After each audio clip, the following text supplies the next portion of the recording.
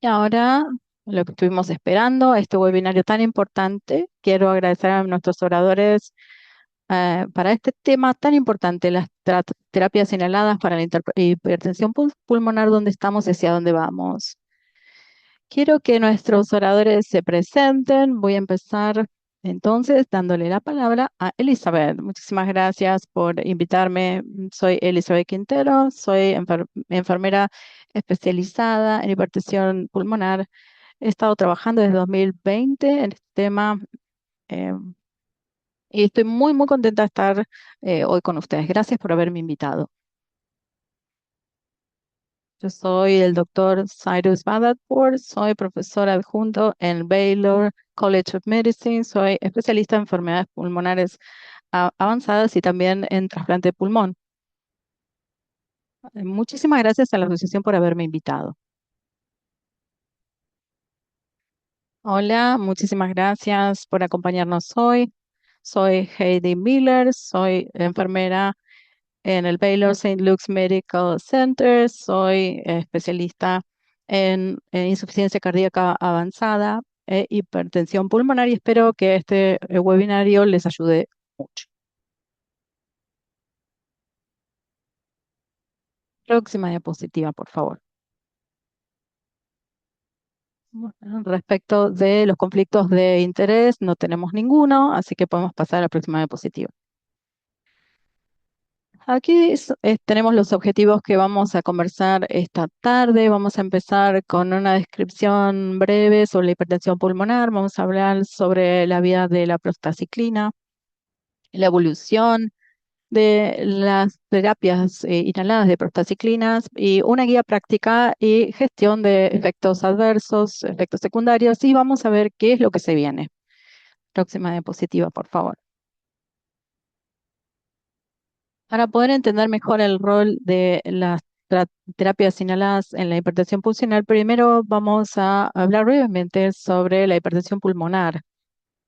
A la izquierda lo que ven es cómo se ven los pulmones normales, con vasos sanguíneos abiertos, como una perfunción. Y a la derecha ven qué es lo que pasa con la hipertensión pulmonar. Van a notar que hay constricción en los vasos sanguíneos, son más pequeños estos vasos, son más finos y esto impide el flujo sanguíneo correcto. Y vemos que el corazón derecho también está agrandado. El músculo también está engrosado y esto sucede con el tiempo cuando el corazón derecho está bajo mucha presión de los pulmones. Cuando educo a mis pacientes me gusta usar la analogía porque esto los ayuda a entender y a recordar. Y me gusta usar la analogía donde, donde tenemos acá, fíjense, lo que impide, con una manguera, imagínense una manguera, donde si hay una imposibilidad de que esa manguera funcione bien, entonces el corazón sufre presión. Esto es lo que nos preocupa mucho porque es una consecuencia importante y es una causa de la morbimortalidad en pacientes con hipertensión pulmonar.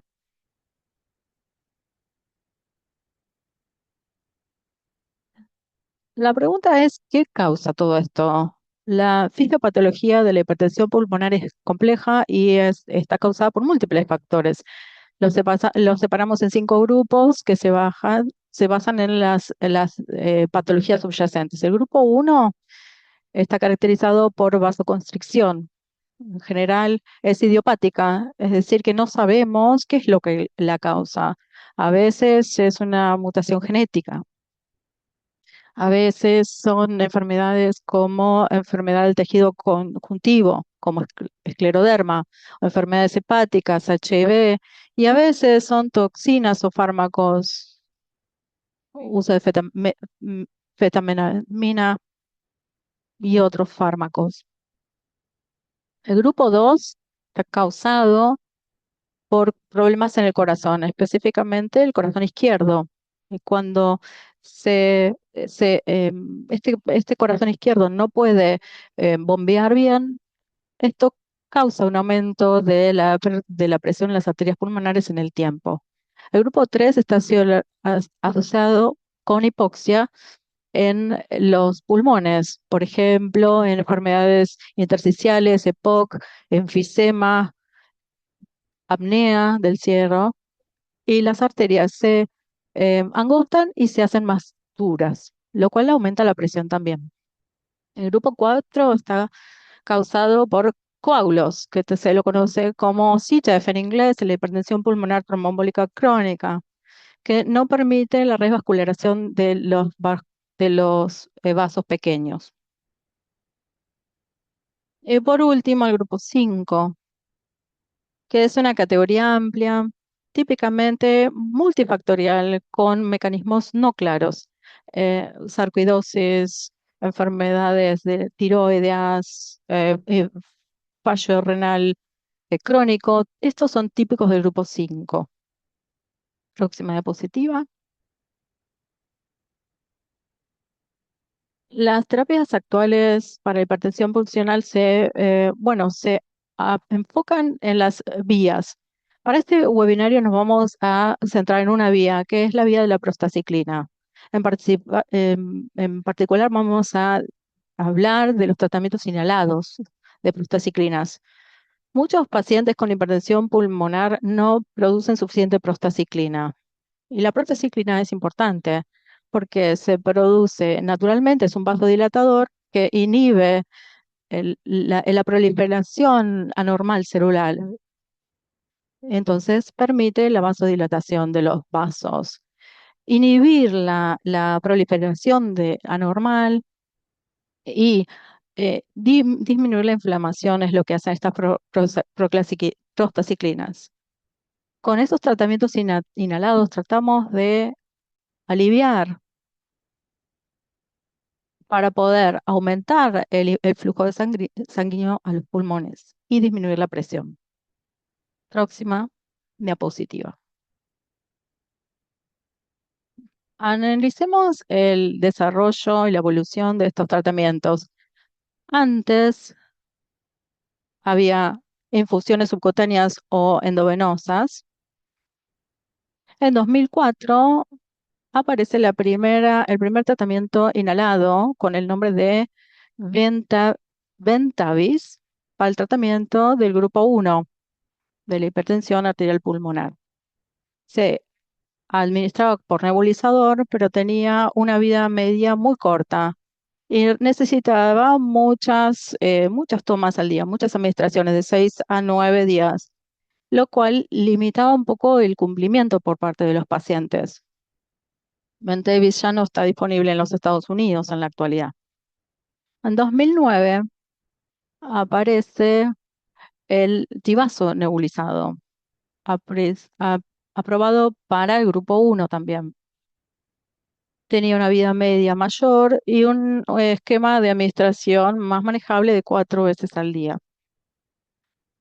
Estaba aprobado como nebulizador, pero luego se aprobó como inhalador en polvo seco para el grupo 1 y grupo 3 con hipertensión pulmonar asociada a enfermedad intersticial.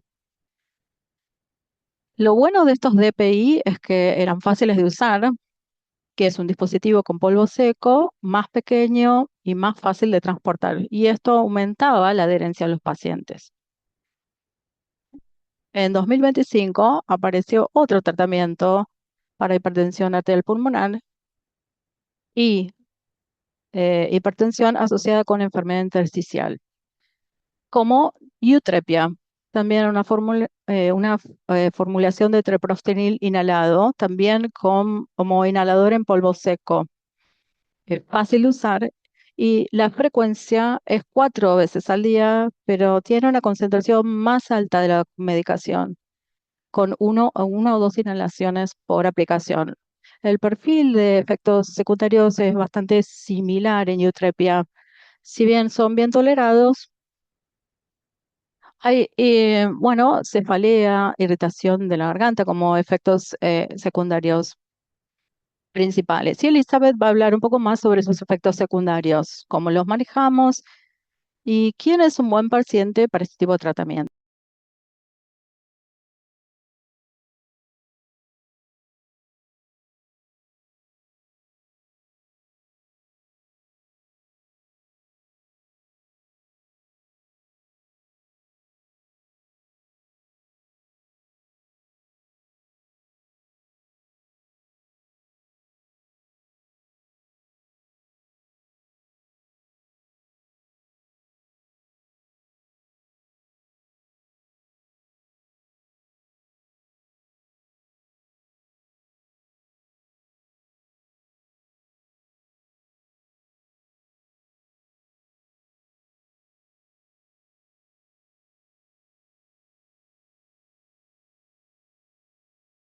Que nosotros buscamos para el tratamiento, si nosotros queremos estar cómodos, qué es lo que nos va a permitir.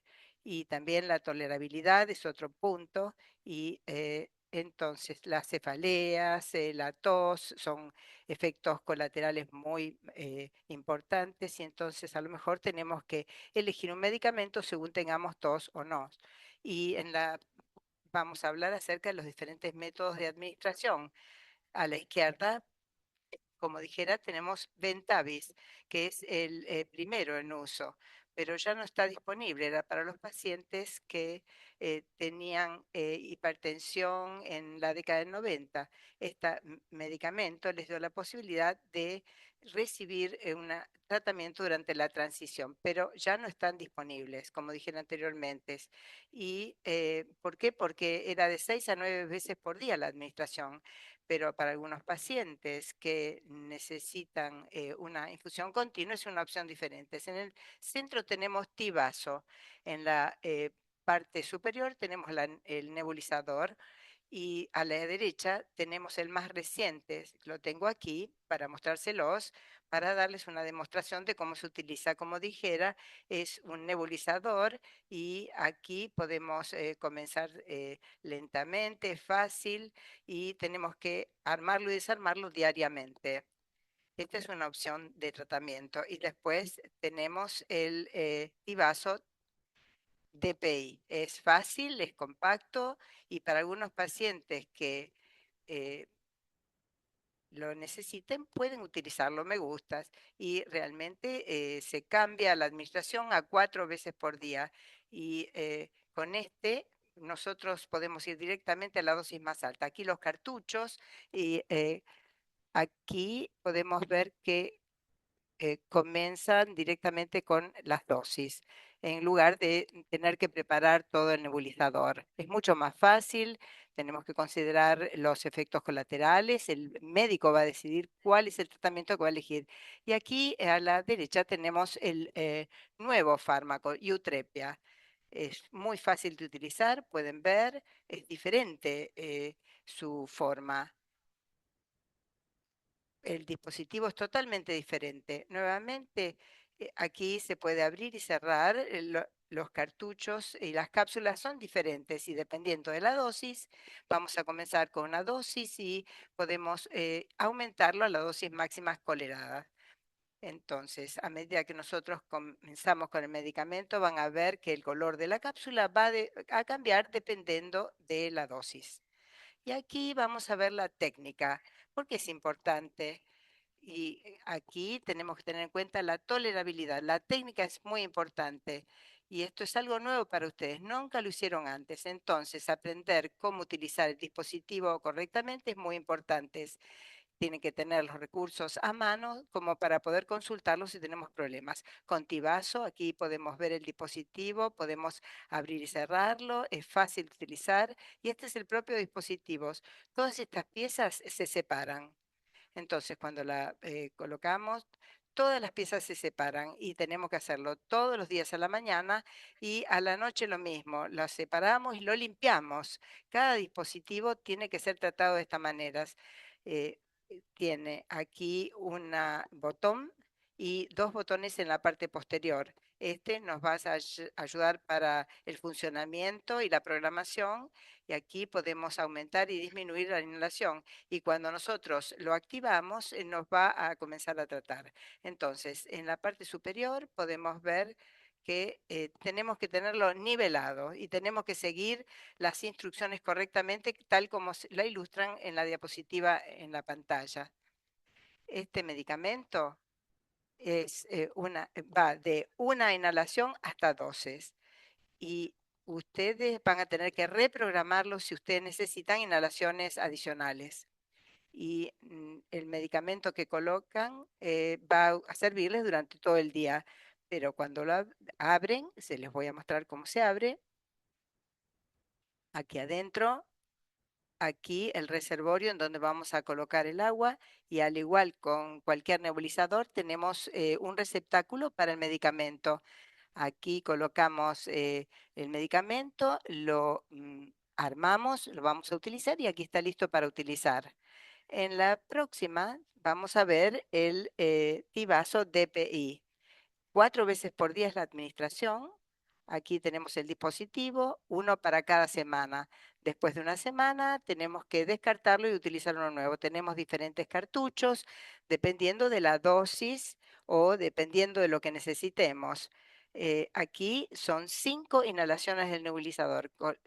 Va desde 60 a 80 microgramos.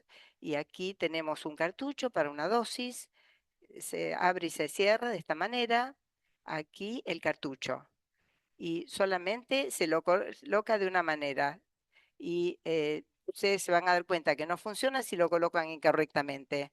Lo cerramos. Y cuando vamos a utilizarlo, la técnica es muy importante. Entonces, siempre tienen que mirar los videos que van a ilustrar la técnica. Y ustedes tienen que seguir todas las instrucciones correctamente para que esto funcione. Nosotros tenemos que aprender a usar los dispositivos, a lo mejor en el hospital en primer lugar, cuando vamos a utilizarlos. eh, Tenemos que inhalar profundamente, después exhalamos, colocamos la boca en la boquilla, tenemos que mantenerlo todo lo que podamos y eh, muchas veces tenemos que mantenerlo y después vamos a ver que se administra profundamente. Muchas veces en el cartucho de polvo, este receptáculo va a variar desde la parte izquierda hasta el centro. Y si nosotros vemos este patrón, esto significa que quedó un poquitito de medicamento. Lo que tenemos que hacer es volver a colocarlo, volver a inhalar y de esta manera vamos a terminar 4 veces por día, recuerden. Y eh, muchas veces los pacientes van a utilizar diferentes cartuchos porque tienen que aumentar la dosis del medicamento. Vamos a la próxima diapositiva y aquí tenemos a Yutrepia. Yutrepia nuevamente es muy novedoso. Este es el dispositivo. Dependiendo de la dosis, vamos a ver diferentes colores de las cápsulas. El medicamento se abre de esta manera y se gira hacia afuera y en la parte interior vemos la cápsula. Les van a enseñar que cuando colocan la cápsula en la parte interior, tienen que colocarlo de manera uniforme y cuando lo utilizamos vamos a colocar los dedos de esta manera, manteniendo la cápsula. Cuando lo oprimimos, lo vamos a oprimir esto hacia adentro y lo que esto va a hacer va a liberar el medicamento para que lo inhalemos. Después vamos a volver a cerrarlo y vamos a seguir el mismo tipo de procedimiento. Van a ver que esto es algo diferente con respecto al DPI. Esto está un poquito más inclinado. Entonces, inhalamos, exhalamos y después cuando vamos a utilizarlos, vamos a colocar la boca alrededor. Y tiene cuando nosotros inhalamos, tenemos que mantenerlo de esta manera, con este ángulo. Vamos a inhalarlo profundamente. Ustedes no van a escuchar ese ruidito, pero esto significa que van a mantener la respiración todo lo que puedan y van a repetir este paso nuevamente. Esto van a tener que hacer 2 inhalaciones por cápsulas. Por eso, si necesitan una dosis más alta, van a tener que utilizar otra cápsula. Y siempre tienen que seguir las instrucciones con cualquiera de estos medicamentos. Continuamos con esta diapositiva. Hay diferentes efectos colaterales según los medicamentos. Podemos ver que el treprostonil puede provocar cefaleas, rubefacción, hipotensión, mareos y también tenemos que tener en cuenta la tos como parte de la tolerabilidad y simplemente nosotros vamos a tomar a lo mejor un sorbo de agua o algo eh, caliente. Muchas veces utilizan jarabe para la tos y perlas de té salón si están prescriptas por el médico. Es decir, algo que nos facilite, que no nos haga toser. Y aquí podemos ver que en las farmacias son sorprendentes, maravillosos. Muchas veces les enseñan qué hacer. Hay algunos que pueden tomar manteca de maní, pero algunos tienen alergia a la manteca de maní. Entonces, cada persona es diferente. Entonces, recuerden que lo que funciona para una persona a lo mejor no funciona para otra. Hablen con el prestador, con el proveedor, con el médico. Fíjense en la dosis y díganle si tienen tos. Y muchas veces, por ejemplo, pueden quejarse de que tienen hipotensión o cefaleas. Algunos pacientes tienen reacciones diferentes a las otras. Todo esto tiene que analizarlo con el prestador, con el médico. Y muchas veces a lo mejor necesitan disminuir la dosis o aumentar la dosis. Siempre tienen que hablar con el proveedor. Y si ustedes tienen estos recursos educativos, pueden descargarlos, están traducidos y de esta manera ustedes van a poder utilizar estos tecnología que es excelente, pero siempre tienen que ir al sitio web para ver cómo funciona, cómo actúa cada medicamento. Es decir, por ejemplo, tienen que decir Eutrepia. Es muy bueno repasar cómo funcionan los dispositivos, cómo funcionan la administración. Muchas veces tenemos que dedicar tiempo para dar estos pasos adicionales y saber cuál es la medicación. La tolerabilidad es algo muy importante. Todo depende de la técnica. Si nosotros tenemos más irritación en la garganta, más cefalea, veamos si podemos ir al sitio web. Vamos a compartir los enlaces en el chat como para puedan ver estos videos. Muchas gracias y yo creo que vamos a ir a la próxima presentación.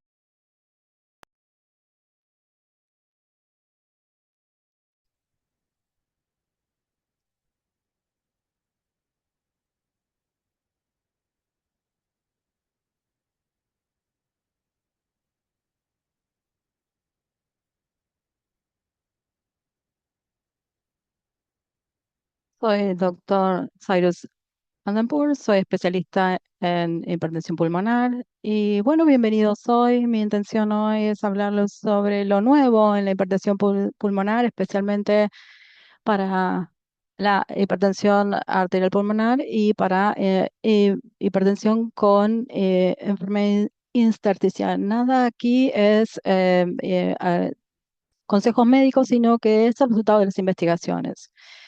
Bueno, vamos a hablar sobre cómo funciona la investigación y qué es lo que vamos a esperar para el futuro, qué es lo que significa para ustedes y cuáles son los medicamentos en investigación.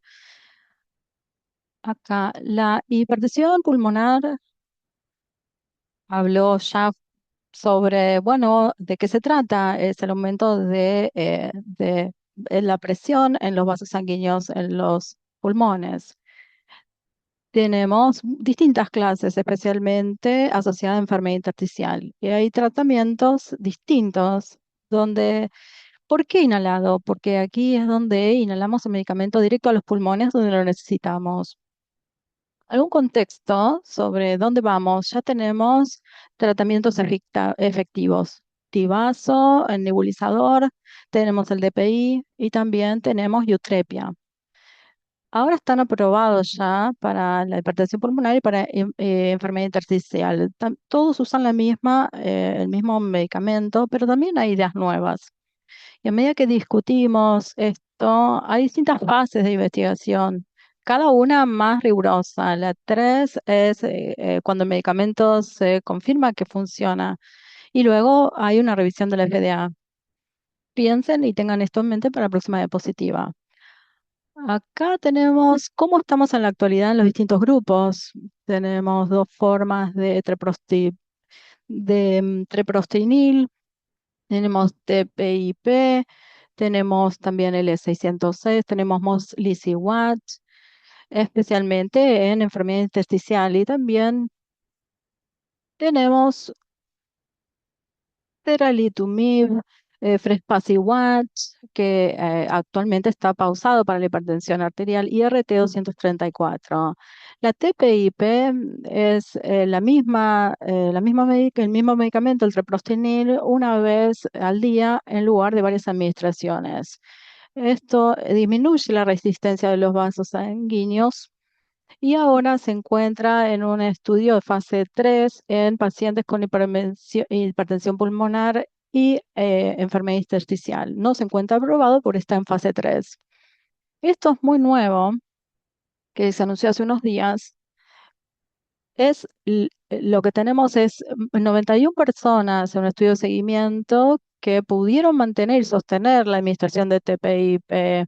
Estas personas con la prueba de caminata de 6 minutos pudieron caminar aproximadamente 55 metros más de cuando habían empezado. También menor presión en el corazón. Las pruebas sanguíneas pudieron mostrar una disminución del 60% aproximadamente en 2 y 3 personas en el grupo de menor riesgo. También personas que empezaron posteriormente lograron ponerse a la par. Aquellos que estuvieron en el grupo placebo no les fue tan bien y sí mejoraron cuando cambiaron el tratamiento con TPIP. Ahora, esto no fue un estudio de extensión abierto, todos sabían que estaban en el estudio con el medicamento, aún los que estaban tratados con placebo. Este es un estudio exploratorio, por lo cual podría, bueno, sobreestimar los resultados. Es una distinta forma de medición, no es un medicamento mejor.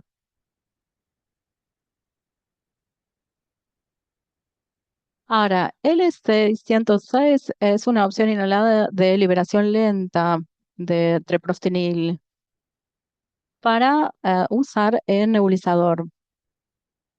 Está pensado para hipertensión pulmonar y también para enfermedad intersticial. Todavía está un poco detrás del TPIP. Y acá hay dos ideas, especialmente en enfermedad intersticial. Uno es Mosliciguat, que es un inhalador activador que relaja los vasos sanguíneos a través de un distinto mecanismo. Los resultados de un estudio de mediana fase se van a conocer posteriormente este año. Y también LAM001, que es una forma inhalada de sirolimus, que se estudia también en enfermedad intersticial, también en hipertensión arterial pulmonar. Están todos en fase de investigación.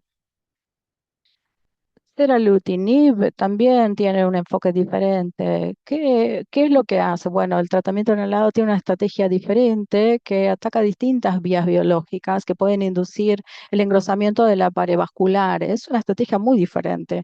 Ahora, ¿dónde estamos? Bueno, estamos en un estudio de fase 3 que se finalizó a comienzo de 2026.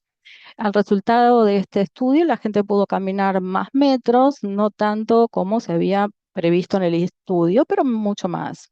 Entonces, ¿qué es lo que significa esto para nosotros? Que realmente se hacen progresos, hay tratamientos inhalados de larga duración que están avanzando a través de la investigación y se están tratando nuevos abordajes. Lleva tiempo. Esto no es para que se sientan desconsolados o desanimados, sino que, bueno, lleva tiempo probar todos estos medicamentos. Ha habido mucho progreso, tanto para hipertensión pulmonar como para enfermedad intersticial, y lleva tiempo. Nada todavía se encuentra probado, pero lo importante es que ustedes consideren que el tratamiento que tienen es lo que más importa. No hay que cambiar nada sobre la base de estos nuevos estudios. Bueno, llévese estas preguntas. Pregúntense si el tratamiento que tienen ahora inhalado funciona tan bien como deberían, si podrían tener un tratamiento de mayor duración, cuáles son los signos de alarma que, bueno, debería instarlos a ustedes a llamar a su equipo de tratamiento, su equipo médico. Muchísimas gracias. Y esto solamente es a título educativo, no son recomendaciones médicas. Así que lo que ustedes necesiten saber tienen que acercarse luego a su equipo médico. Y ahora damos paso a las preguntas.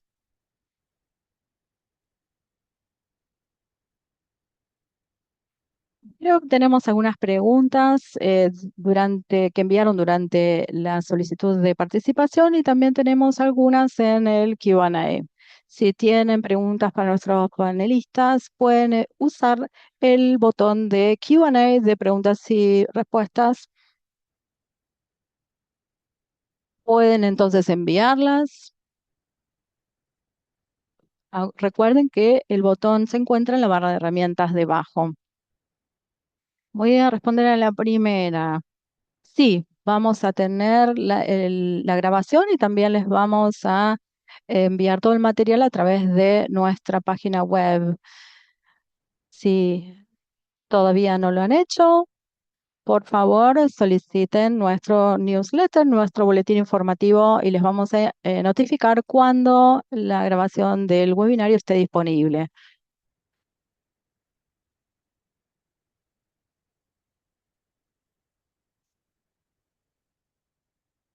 Podemos responder la segunda pregunta. A ver, también acaba de aparecer otra pregunta sobre el progreso de tratamientos inhalados para pacientes pediátricos y pacientes intubados. La primera, en general, no puedo hacer recomendaciones específicas porque se saben que hay detalles de su propio tratamiento. Depende de cuál es la variación que se pueda prever a diario en cada paciente.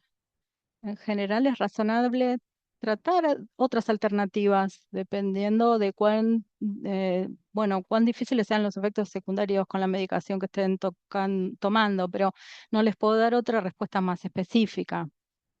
Respecto de los tratamientos inhalados para pacientes pediátricos, bueno, estos se hacen en adultos. Estos son investigaciones que no nos dan resultados para pacientes pediátricos, así que no podría responderle. Sin embargo, cuando se trata de la UTI, mm, no sé, bueno, no tengo datos concretos sobre el tema. Bueno, una de las preguntas que nos enviamos sobre el tratamiento de la irritación, los efectos secundarios, la gestión de estos efectos, si es con miel o manteca de maní. Si este es el efecto secundario, bueno, creo que ya dijimos, ¿no? Algo sobre esto.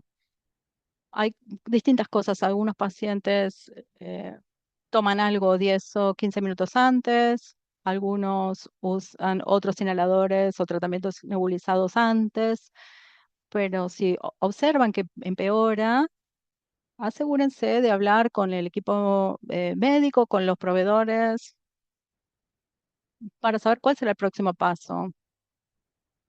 Están tomando algunas cosas de estas antes y bueno, si no funciona, entonces pueden volver a ver la modificación de la dosis. El farmacéutico les puede dar información y si tienen preguntas, se las pueden remitir también. Veo que hay una pregunta también que ya se respondió. Hay algunas de las preguntas, veamos aquí, las que enviaron en el formulario de inscripción.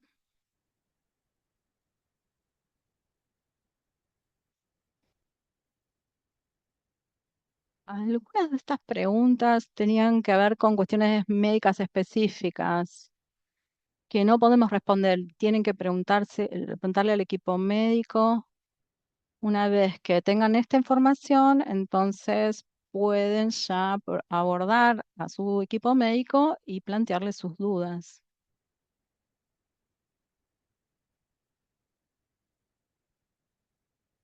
A ver, la pregunta número 3, veamos.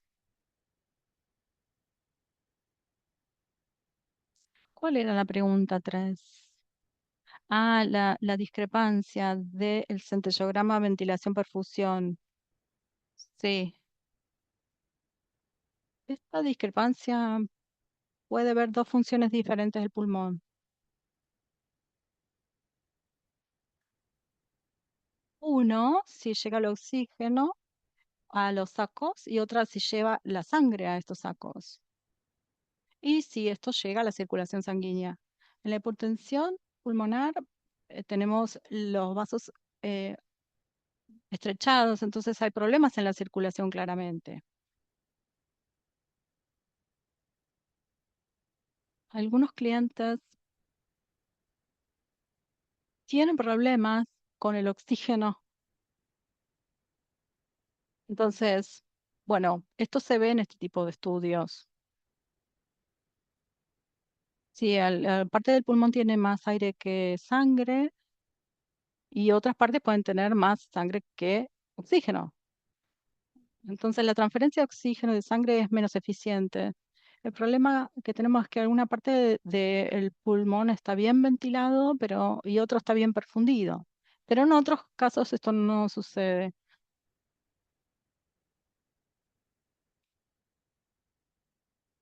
Ah, Espero que esto sea una respuesta simple. Una pregunta que surgió es, ¿ustedes continúan por el resto de sus días? Es una pregunta específica para el equipo médico, pero algunos cambian del inhalador o tratamientos combinados. Sí, eh, esto es específico para cada proveedor de atención médica. Muchas veces, si tienen buena tolerancia, continúan con el mismo inhalador, pero hay algunos que están en puente o en transición hacia un trasplante y entonces allí vemos otros abordajes.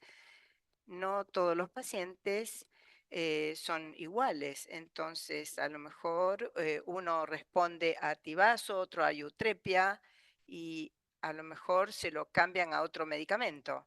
Generalmente estos medicamentos van a permanecer y van a ser utilizados, pero tenemos que ver resultados. Sí, algo que tenemos que recordar con la hipertensión pulmonar es que es progresiva, es por eso que el monitoreo frecuente es muy importante.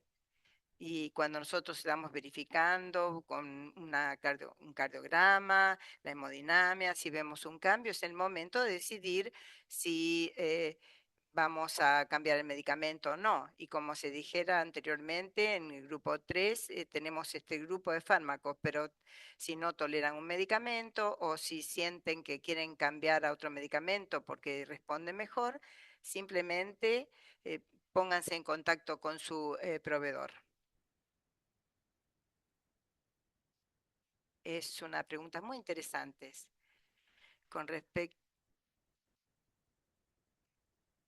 cómo nos ayudan estos medicamentos con las infecciones en el caso de fibrosis. Y todo lo que afecta el parénquima pulmonar tiene que ver con la enfermedad intersticial. Nosotros hemos visto presencia, por ejemplo, de fibrosis post-COVID y cuando hay una destrucción masiva del parénquima es cuando vamos a ver que hay hipoxia en áreas específicas del pulmón y aquí tenemos remodelamiento vascular y además esto puede aumentar la presión de la circulación pulmonar y de esta manera va a provocar insuficiencia cardíaca. Sí, por supuesto, para responder estas preguntas si una postinfección puede provocar infección intersticial. Bueno, no siempre ocurre esto, pero sí puede ocurrir. ¿Le contesté correctamente?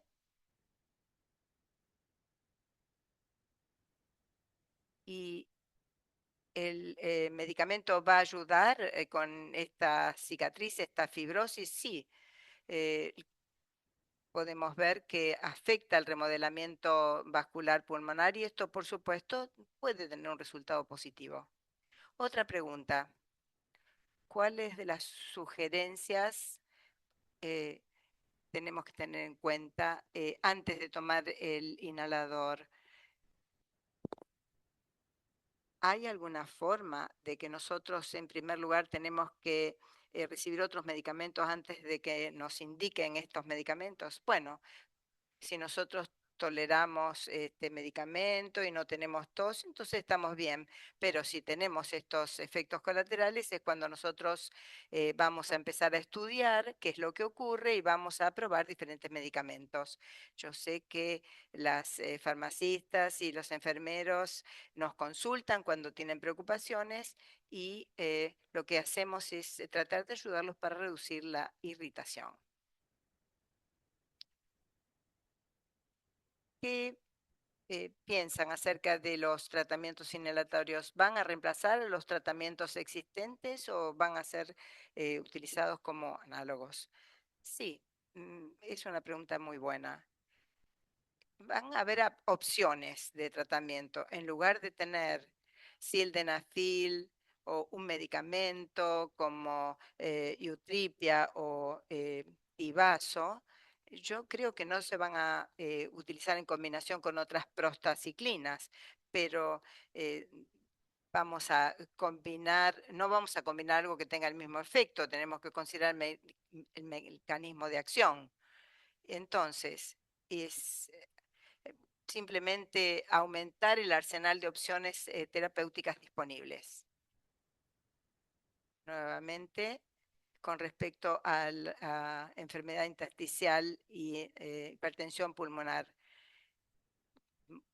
¿qué podemos decir acerca de esto? Bueno, lo que podemos hacer es que en estudios recientes hemos visto que puede haber beneficios para la hipertensión pulmonar, ya sea directamente creando propiedades antifibróticas o revertiéndolas a las propiedades inflamatorias. Entonces, nosotros estamos en una evidencia bastante temprana, prematura para responder esta pregunta. Bueno, con respecto a la disnea, yo creo que tenemos el potencial de poder corregirlo a través de diferentes mecanismos. Bueno, quiero ver las preguntas que me mandaron cuando se inscribieron. Ah, ya hay muchas de las preguntas que se respondieron durante las presentaciones, lo cual es muy bueno. Vamos a ver si hay alguna otra pregunta. ¿Ustedes ven un futuro para los biomarcadores o las imágenes que pueden ayudar a identificar a aquellos pacientes que no van a responder a estos tratamientos? Sí, esto es una investigación en curso, continua, y las guías en todos los años enfatizan más todo esto, especialmente cuando tenemos fenotipos cruzados y tenemos hipertensión pulmonar y enfermedad intersticial, para tratar de comprender eh, los múltiples tratamientos versus utilizar monoterapia. Entonces, los avances de la resonancia cardíaca y generalmente es multiparamétrico, es decir, que hay múltiples parámetros que nos van a guiar a tomar una decisión. Y uno de los avances muy importantes es imágenes pulmonares con SEON, centellografía y también la cardioresonancia.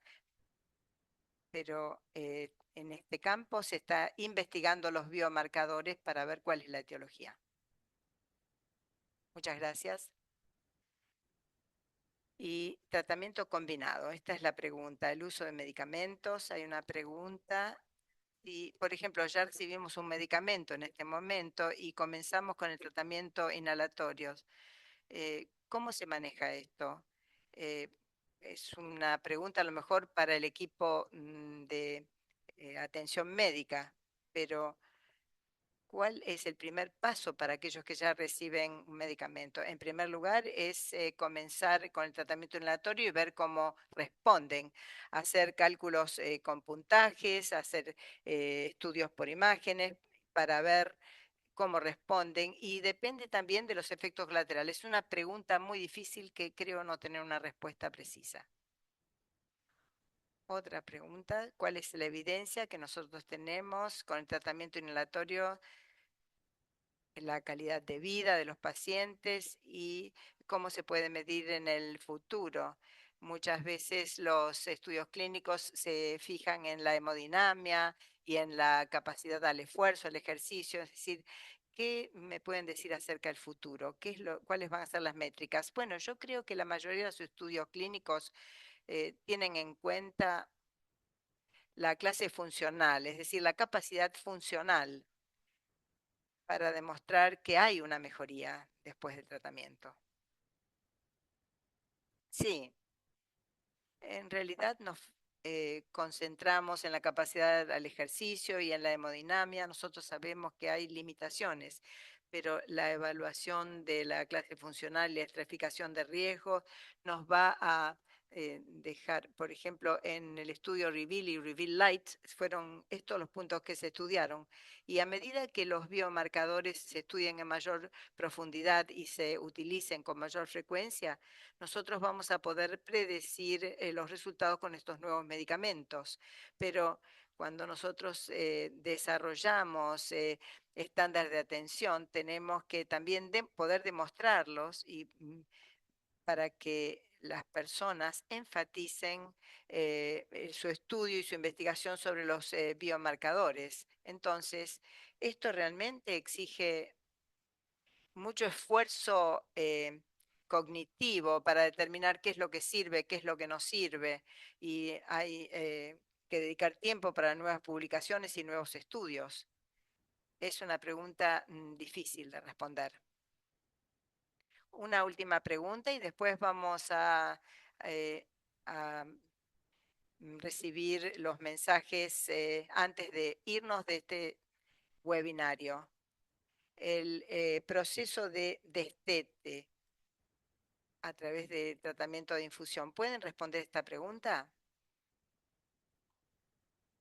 Bueno, depende de la razón por la cual vamos a disminuir el tratamiento, cuánto tiempo ha estado en tratamiento, y como para evitar, por ejemplo, cambios que suceden en el lado derecho del corazón.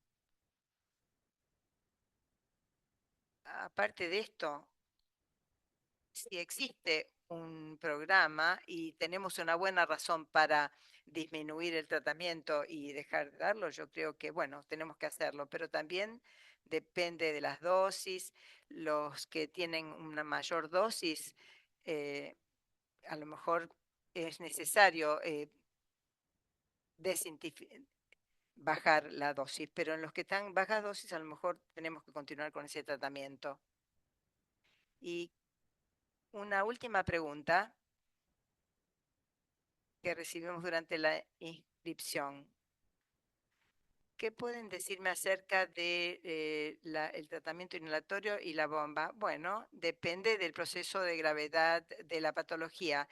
Esto es lo que nos va a permitir determinar la estratificación de riesgo para determinar cuán severa es la enfermedad. Pero hay más que aparte de estos.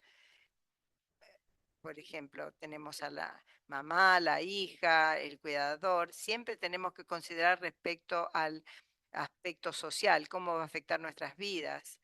Entonces, no solamente el paciente que puede manejar la bomba, sino también los miembros de las familias. Nosotros tenemos que ver el riesgo mediante eco, mediante estudios hemodinámicos, pero a veces eso no siempre es factible. Entonces, tenemos que estar seguros que, bueno, gracias a Dios en este momento tenemos diferentes opciones. Entonces, a lo mejor hay un abordaje que puede funcionar en un paciente con hipertensión pulmonar y es por eso que nosotros tenemos tratamientos combinados con triple terapia, cuádruple terapia, pero tenemos que estar seguros de que es una discusión completa con la familia, cuáles son las opciones y qué es lo que tenemos disponible. Y yo creo que es un muy buen Bueno, punto. excelente. Realmente es muy, muy útil. Veo que hay muchas preguntas. Que ¿Algún otro comentario o última pregunta respecto de lo que tenemos ahora, lo que se viene, el manejo?